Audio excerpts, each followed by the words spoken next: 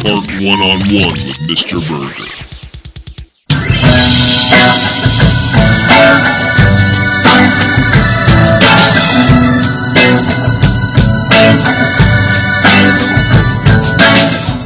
Apparently you have an update on the Van Gogh painting that we talked a little bit about last week, so let's hear it.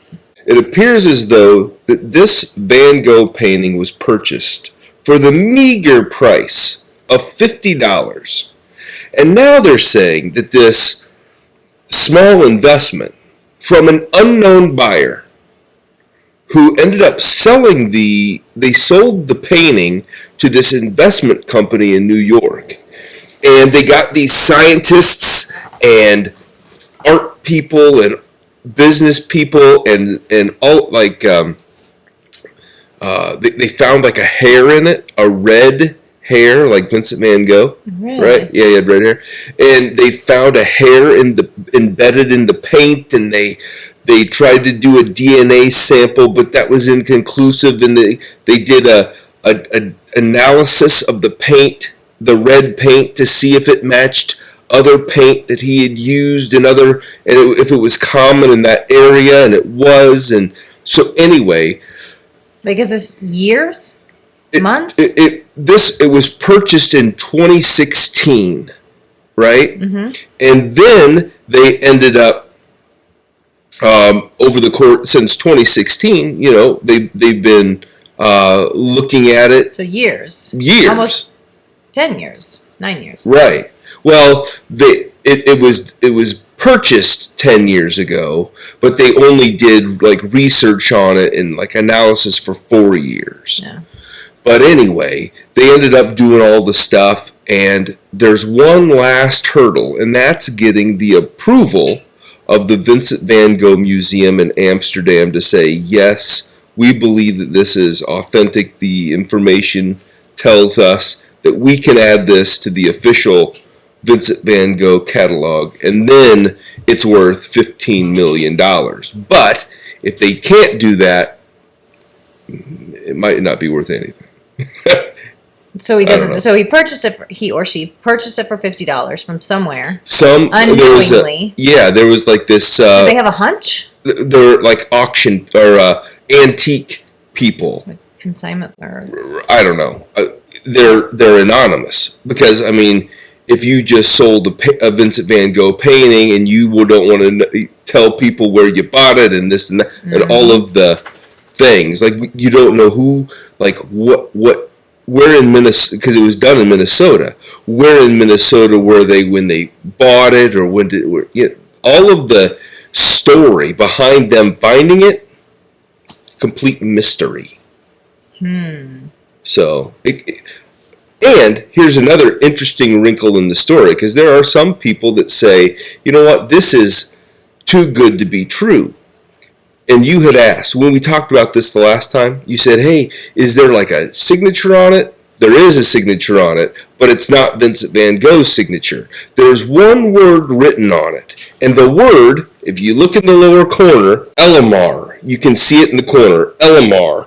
It might be the title of the painting. It might be the name of the person that Van Gogh was painting. But there is a famed Dutch painter by the name of Henning Elamar, who worked around this time, who worked in a very similar style to this painting, and it might be his. So who knows? It seems as though this could be not even a Vincent Van Gogh painting based upon the signature that's on the painting. But anyway. What do you think?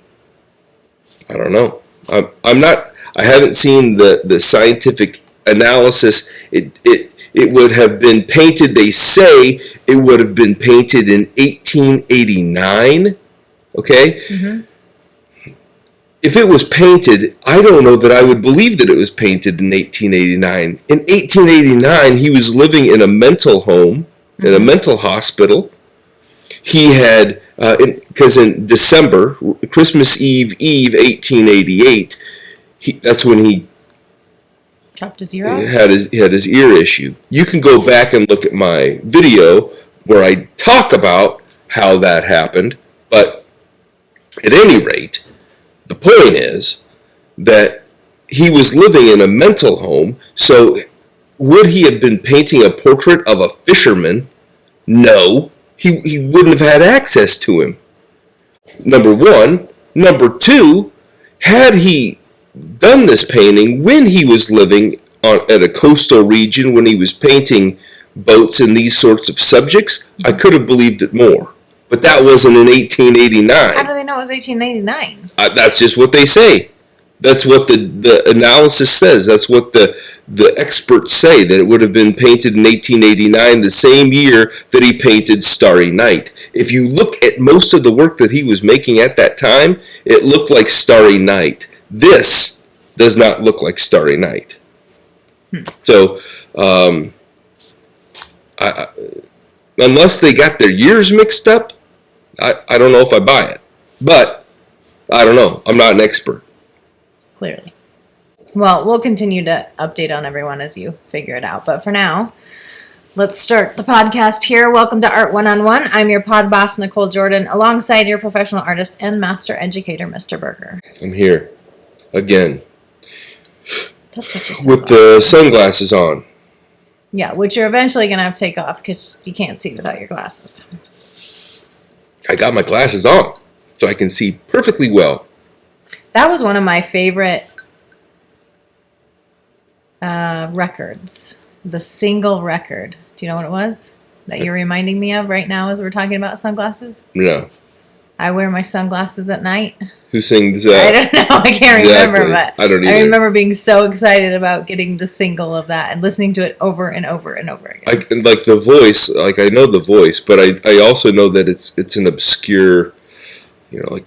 I don't know that they had any other hit songs besides that. I don't know either. But either way, my future's so bright, I gotta wear shades. There you go. I don't know if that's from either, but I know it's a thing. All right, moving on. We're going to start with the Art Vault today. We actually watched, I think, a good documentary on Eva Hesse. What were your thoughts on the documentary? I really liked it. But there again, I liked all of the Art Vault documentaries that we've watched. Well, for the most part. I mean, I liked the content. Some are more exciting than others. But this one seemed the story went along really well. I mean, it really told a good narrative. I'd never seen this documentary before. It talked. They had interviews with her ex-husband. They had her friends were interviewed. Some of the people that she had worked with, which was kind of cool. They gave a point of view into the story that I had not heard before. I don't know. Maybe it was her life was more interesting than who did we just watch? Well, we looked at Andy Warhol's, Andy Warhol. But you can't say Andy Warhol had a boring life. I mean, he didn't. And before that, it was the Bob Ross one. And anyway, not to rehash all the things that we've art vaulted already. Focusing on this one, I think that it's got good content, good message. It kind of goes into the story in a really interesting way. The filmmakers did a really good job of putting this documentary together. I can't remember where we watched it. Was it on? It was on Prime. Amazon Prime. Yes. So you can go and watch that.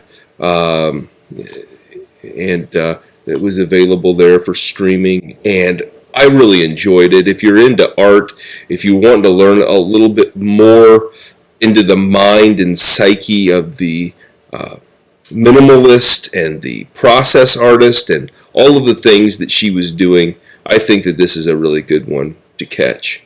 Yeah, I agree. I love how they brought it. I love how they brought in the different points of view from her friends, her ex, and how they brought it all together. Yeah, it was good. It was interesting, and it was only one episode.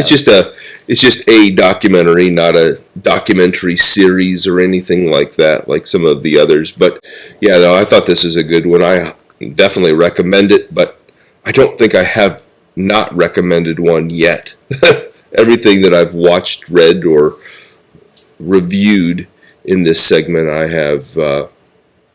Speaking of segments, Do you realize how many segments that we have for this podcast? I know we keep adding more and more, but I mean, that's because at different times we'll pull in different segments. But I don't know how many we have. We have 7. What's wrong with that? We have 7 segments, and we only usually do like 3 or 4 in an episode. Right. We have Drinking with the Masters, Through the Art Lens, we have ARTalk, we have Arts Lost and Found, we have The Art of Interpretation, we have the Art Vault that we just got through with, and we have Brushstrokes and Bluffs. 7 segments. And my dream episode, I'd like to maybe do it for the next episode, is to do really, really fast, lightning round, all 7 of the segments. That's a lot. All 7 segments in one episode. So you got to go bam, bam, bam, bam, bam, bam, bam to get through all 7 in the time frame. That's a lot of preparation on my part. It's a lot for you, but it's even more for me. And I think that if we rapid fire it, I think we can do it. Okay. Do you want to? Is that a goal that you're willing? As long as you set up what we're covering under each of those segments. And I will. I'll have it all mapped out. And it's a good drink if I'm doing 7 times the segments. The drink with the masters better be a good one. You'll have. Well, I can't guarantee that. Okay. And the other thing is, our next episode will be the beginning, and this is another little wrinkle in it. It will be March. Yes. It'll be our first episode. Sunday, March 2nd will be our first episode of Women's History Month. Okay. So the whole episode we're going to have all 7, all focusing on women. We're covering a lot. I feel like we're covering a lot of women artists lately. So, interesting. Especially with it being such a man-driven... Yeah, I mean, with it being past tense, as far as art history goes. Historically, art was a man's sport. And,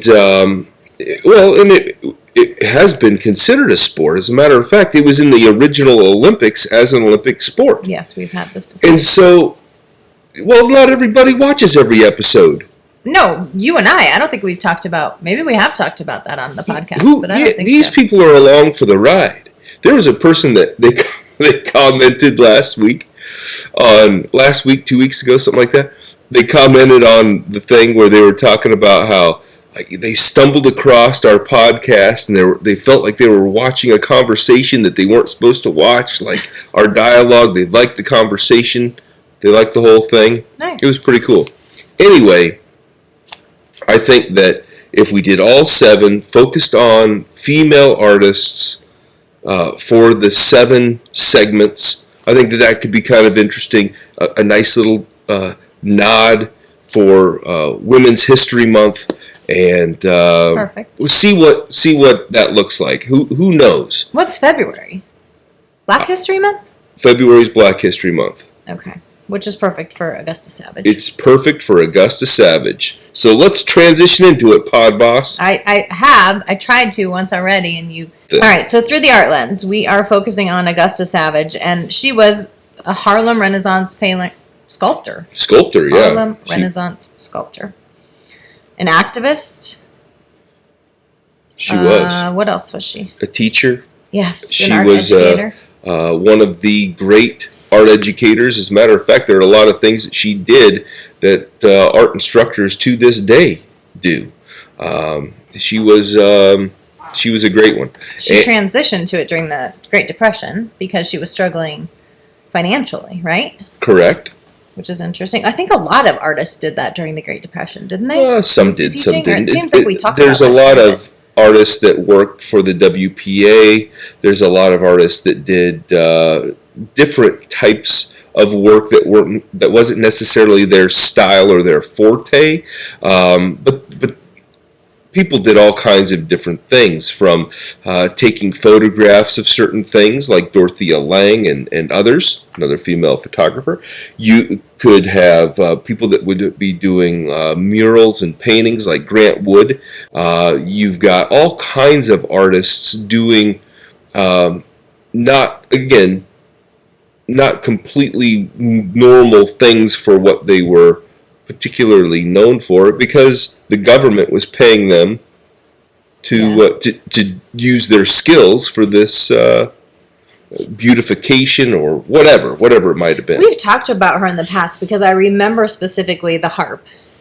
And I remember how sick it made me feel that was destroyed after. Mm-hmm. I mean, I don't know.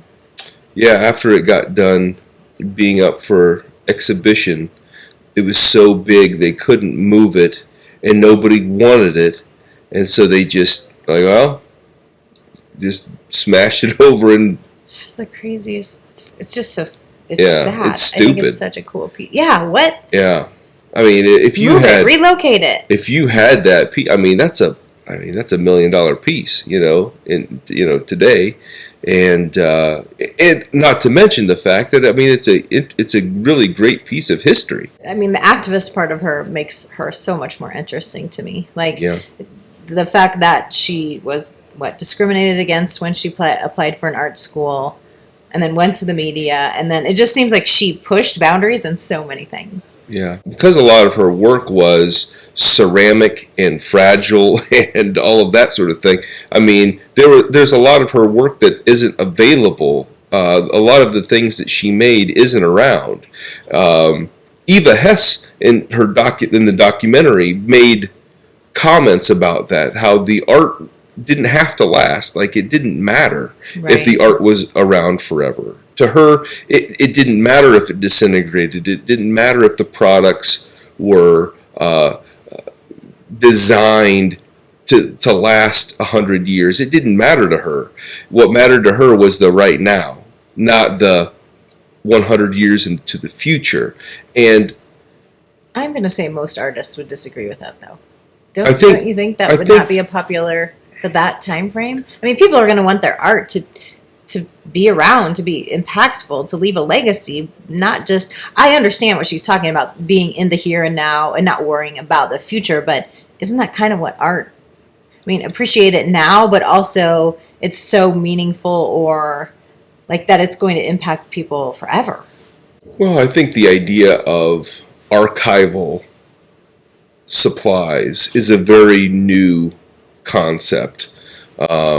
The idea that construction paper that doesn't fade, or glue that won't break down and fall apart, or tape that won't leave residue, or all of those things that Matisse didn't have the luxury of dealing with. Augusta Savage didn't have the ability to use those kinds of supplies or materials. So many artists didn't have that advantage to be able to have those types of things. And, they did what they had to do with what they had. And, most artists, I want to leave a legacy when I'm gone from the earth. Lord knows. I want to, I do. I want to, my family to have, and my artwork to go beyond my years. But I also am a realist. I know that what I'm working on is paper, and paper doesn't last forever unless it's really, really treated well. I mean, it just won't, or sometimes doesn't.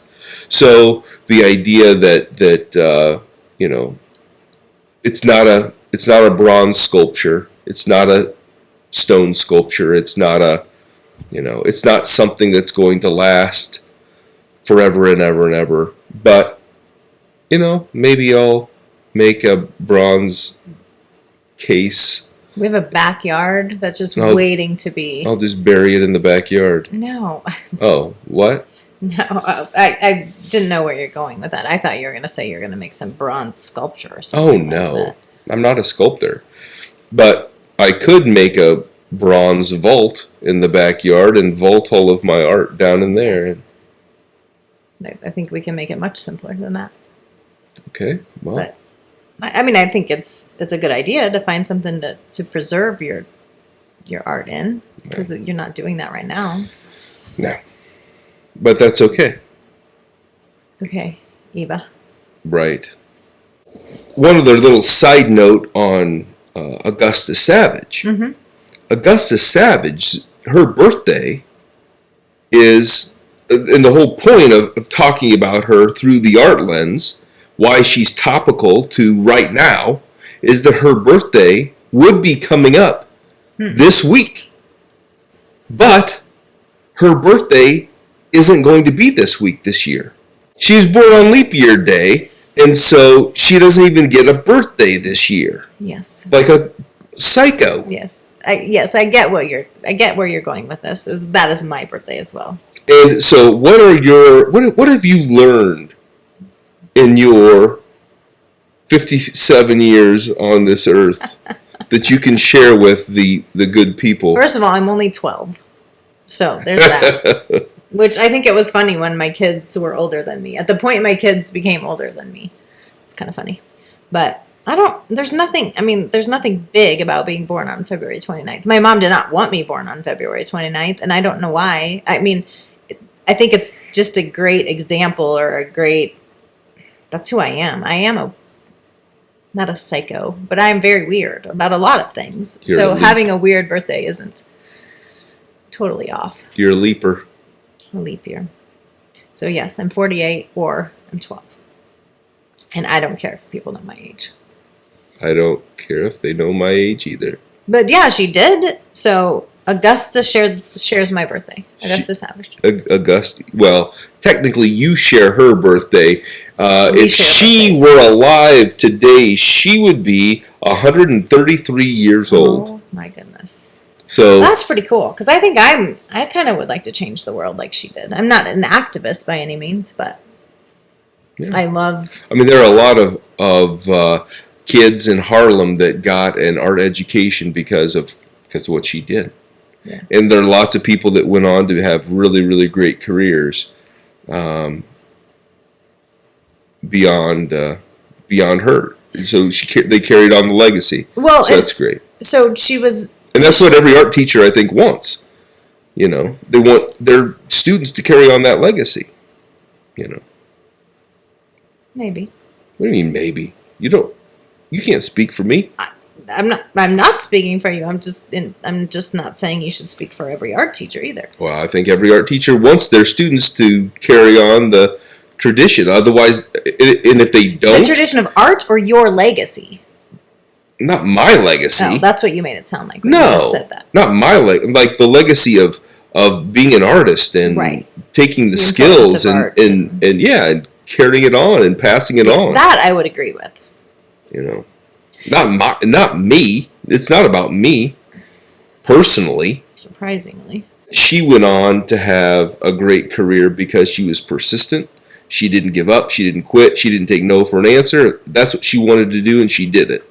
There are lots of students that I have had that have folded like a wet napkin under adversity and pressure, especially in an art environment where you're being critiqued, you're being analyzed, your work is being torn down to be rebuilt in a new way, shape, and form, to have your ideas scrutinized and all of the rest. Right. It's not for the faint of heart. It's not for the easy. Art, any art, whether you're an actor, whether you're a musician, whether you're an artist, or a visual artist, or whatever it is, a writer, there are going to be people that like what you do, and there are going to be people that think it's crap. And everybody has an opinion. You just have to find the right fit for your audience. Or you have to be strong enough to just not care what they think. I actually just wrote about this in my journal this morning, because The Artist's Way is what I'm reading. We've talked about it before, but I was talking about, I want my kids to read this book. I want other kids to read this book, but I think now was the right timing for me. And most kids that are 18 or 20 or 24 are not going to recognize the importance of some of the things that are in Artist's Way, or like just becoming your authentic self, or what's important to you, or finding out who you are, not caring about other people's. And I think another part of that is just confidence, like maybe maturity, confidence, things like that. If you don't have those things, becoming an artist is going to be. There's something to be said for a good critique.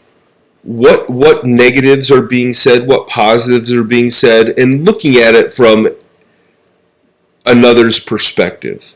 Because they might have good points.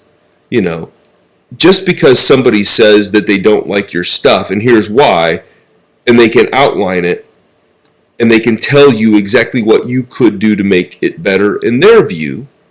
But again, you know, Grant Wood once said, if I did what everybody wanted me to do, I wouldn't respect myself.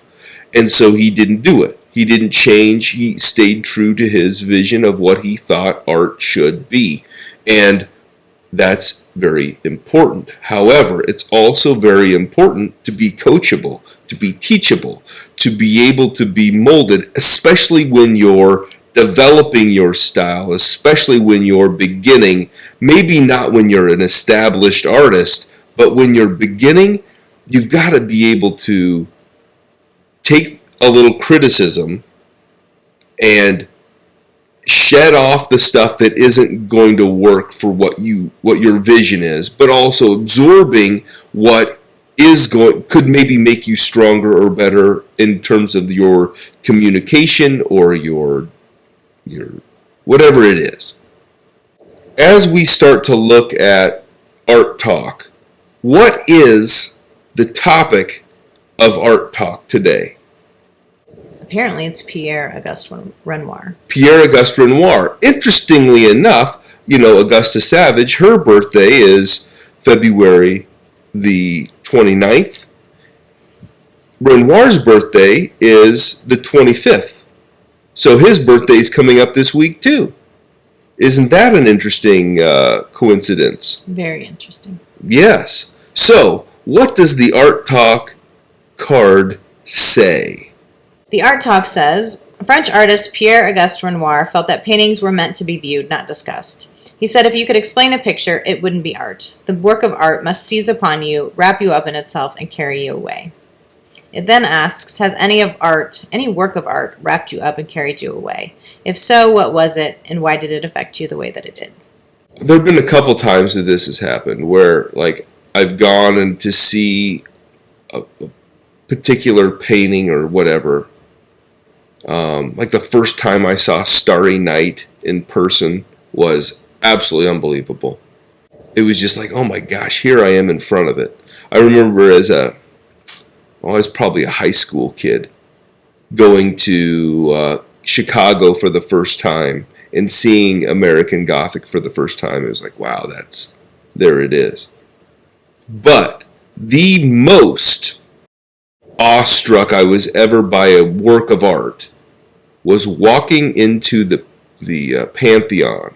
I was in Rome, and it had been a long day, and I was a little bit jet lagged, and we'd been walking through the city the whole day, and we turned this corner, and there it was. I was standing in the open air spot right in the front courtyard of the Pantheon in Rome, and I turned around, and there it was. I'm like, holy jeez, and I walk up to it, and like these great big doors that have been swinging on those hinges for what in my mind was forever.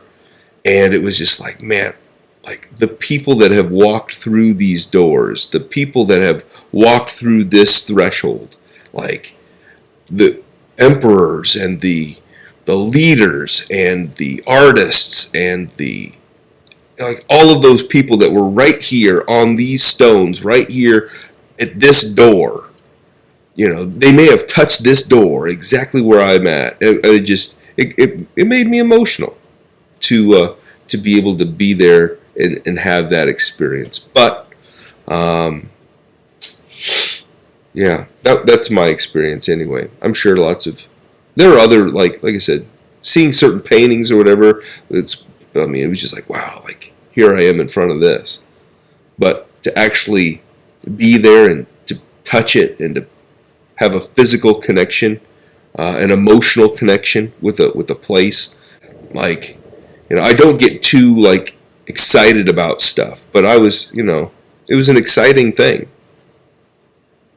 Yeah, you've had a lot of opportunities to experience things like that, which not a lot of people have, so yeah. I guess you should be grateful for that.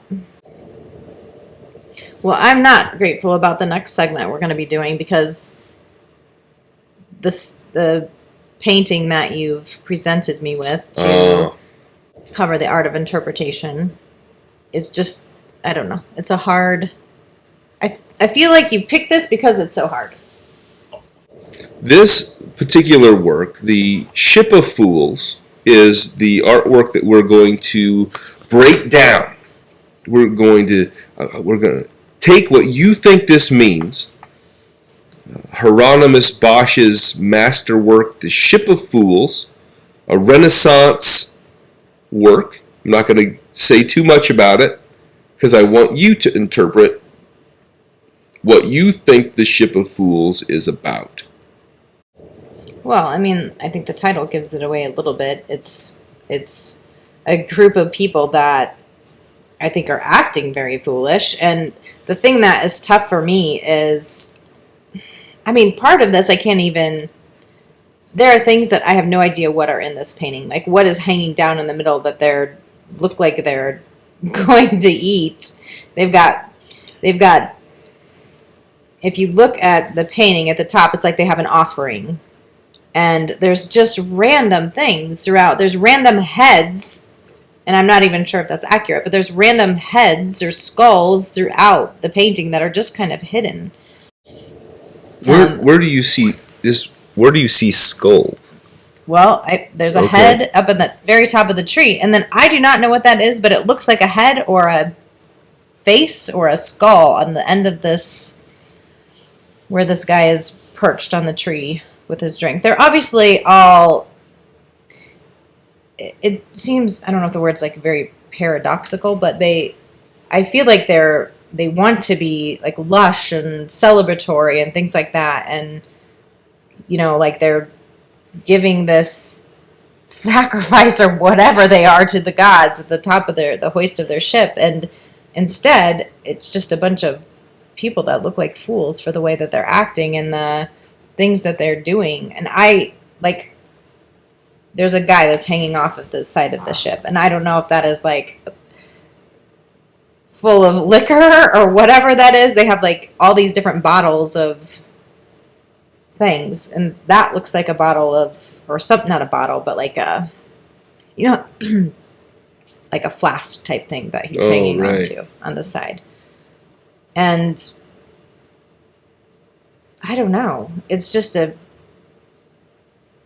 there's nothing about this painting that I like, but I think, well, I mean, yeah, I don't know. You've got these people underneath that are obviously, it seems like they're just poor and asking for help or food, of scraps of food, and these people have, like, they seem very ignorant. I mean, it feels like a painting of, like, if I would describe it, or a word it would describe it, it would be ignorance in this. But I am really anxious, not anxious, but I really am wondering what it truly is about. So, is this the point where I try to break it down a little bit more? There's not much else for me to say about it, but yeah, I mean, I would like you to break it down. I would like to learn what the painting is actually a representation of and what it means. And I think how you approached it to begin with is really, really smart, and I think a lot of people oftentimes skip right over that fact of the title of the work. A lot of times people just start looking at the work and say, okay, what is this about, without even looking at the title. So looking at the title, knowing, okay, this is the Ship of Fools, that's what this is, and then starting from there to work backward is really the best way to approach most artworks, examining all of the available information. Is this a specific group of people? Like a representation of a specific group of people? There are some representations of specific groups, yes. I also want to preface this by saying I am not the artist. These are not my opinions. They are your opinions. No, they're not my opinions. This is information. Like the analysis of the artwork isn't like me saying this is what I think it means. It's academics that have studied and examined this. We've looked at records and things that have come directly from Bosch in the way that he approaches things, through his writings, through his all of the things, and so this information that I'm going to provide to you is not necessarily my view of the world, but Hieronymus Bosch's view of the world from the time and place in which he comes. So, Hieronymus Bosch was the precursor. His artwork very much influenced what would become surrealism. And so there are lots of interesting surrealistic things like symbols that he uses in his works. So for example, the whole premise of the painting comes from a story. The story was basically that there was a ship of fools that went out into the ocean and they all died because there was no leader and they just aimlessly went about, and that was kind of like the beginning nugget of what he wanted to convey in this particular work. At any rate, starting at the top of the painting, the skull that you saw at the top is not, in fact, a skull, but it's an owl. An owl was a symbol of a creature of the night, a creature of darkness. You'll also notice that all of the leaves in the tree around the owl are dead. This is because the tree represents the tree of knowledge, and the creatures of the night are out to basically kill the tree of knowledge.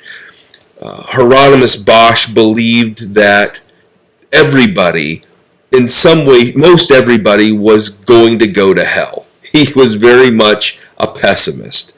And anything that went against the grain of what he saw as being the truth, those people were probably going to go to hell. So as we go down the flag, go down the tree, as you go down the tree, you see the flag, the banner with the crescent moon on it. The crescent moon is a symbol of Islam, and he was making a statement about other religions. Because as you get down to the boat, there he's dealing with his fellow Christians. The Christians are centered around the nun and the monk, the leaders of the church that are providing the knowledge of what the Christianity beliefs should be. Bosch believed that music was a tool of the devil. And you see the nun playing some sort of musical instrument there. And you see between the nun and the monk there's a plate. And on the plate is cherries. Cherries were very much a recognized symbol of a somewhat sexual sort of a connotation, right? And between the nun and the monk there looks to be a ball. Right? But that's not a ball, it's a pancake. Back in the day... I thought it was food. Yeah. Back in the day, before Lent, they would have this game where they would use up all of their the eggs and the sugar and the extra stuff that they didn't... They were seen as more of a luxury item, not a staple type of item. So a pancake would have been a luxury sort of food. And so they would use up all of these foods before Lent. And so this was a game where a pancake was hung from a string, and the little boys and girls would come up and try to eat off of the pancake at the same time and get their faces close to each other and kind of flirty, kind of bobbing for apples, you know. being kind of sexualized and naughty, and that's the type of game that the nun and the monk are playing, who are supposed to be individuals that did not do that sort of have that sort of relationship. Right. And so he's basically calling out the church. He's calling out the church for being hypocrites and being all of these things. And within the painting, we see the 7 deadly sins. For example, the oar of the boat is not an oar. The oar of the boat is a spoon, a symbol of gluttony. You see the over drinking, the overeating. At the top, the guy at the top climbing up the tree of knowledge, he's trying to cut down a chicken, a symbol of gluttony. As you go down, you see the person that has over-consumed their beverages, and they are now spilling them back into the ocean in a vomitous form, I guess. You got the barrels of alcohol. The upside down wine vessels is a symbol of gluttony and an overconsumption of alcoholism, which is kind of interesting that you see those. You ever see those like lawn sculpture things where they have the wine bottles that are on the metal rack? Mm-hmm. That goes all the way back to the Renaissance as an upside down wine container is a symbol of being an alcoholic, but now people decorate their yards with it. But that's side note. Anyway, and so this is basically calling out everybody. If you listen to music, if you play music, if you flirt, if you overeat, if you overconsume, if you drink, if you don't practice the same religion, if you on and on and on. These are all of the things that he believed were foolish behaviors, things that were going to get you sent straight to hell, in the view of Hieronymus Bosch. And that's the very quick, condensed breakdown of the Ship of Fools. Yeah. Makes sense. It's just so interesting that, I don't know, just the judgmental aspect of it. Was this a series of paintings, or was just this one? This was just the one. There are others that he would create called triptychs, which is a series of 3 paintings that would work together to tell a story. But this is a singular work that stands on its own. And there are no other known pieces that go in conjunction to it, with it. But yeah, interesting. Hieronymus Bosch, one of the interesting artists of the Renaissance. Was he a very ego-driven man? No. Really? Not really. No.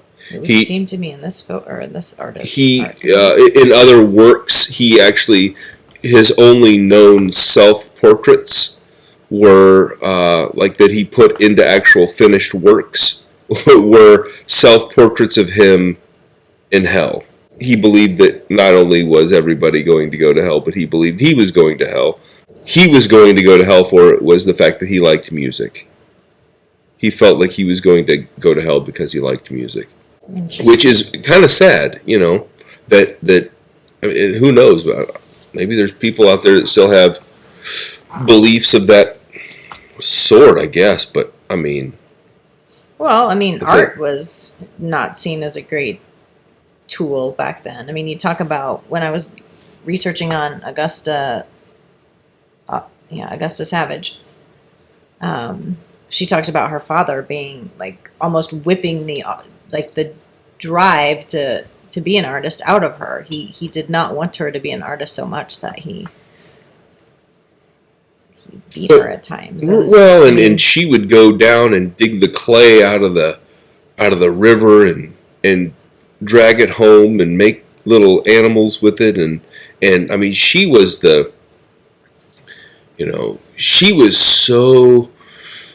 just hard-headed and stubborn, and she wasn't going to take no for an answer. And and she got to be really good at making the works that she made, and so she started teaching the other kids how to do it.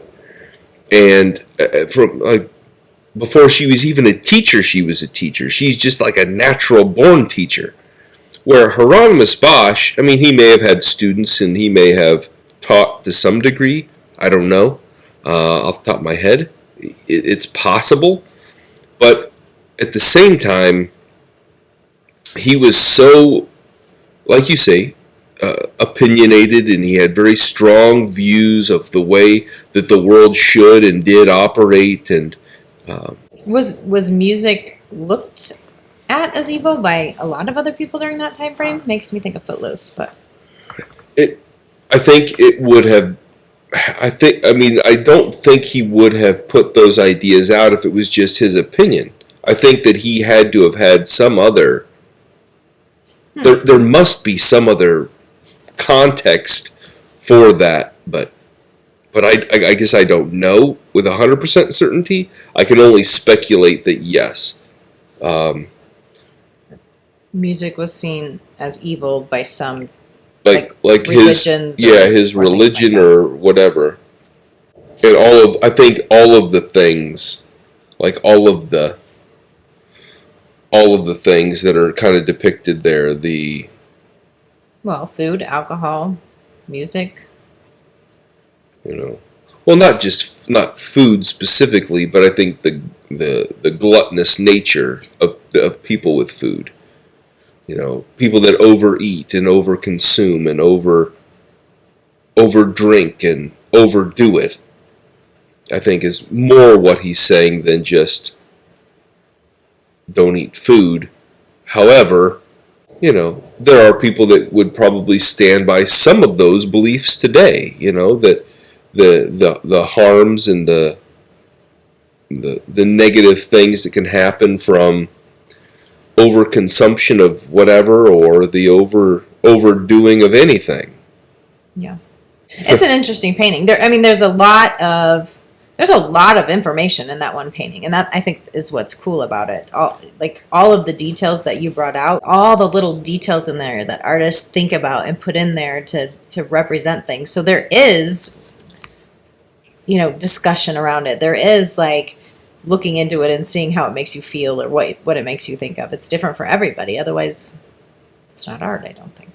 All right. Well, I think we've educated them enough for today. We can wrap it up. Thanks, everyone, for watching. We hope to see you next time. Thank you.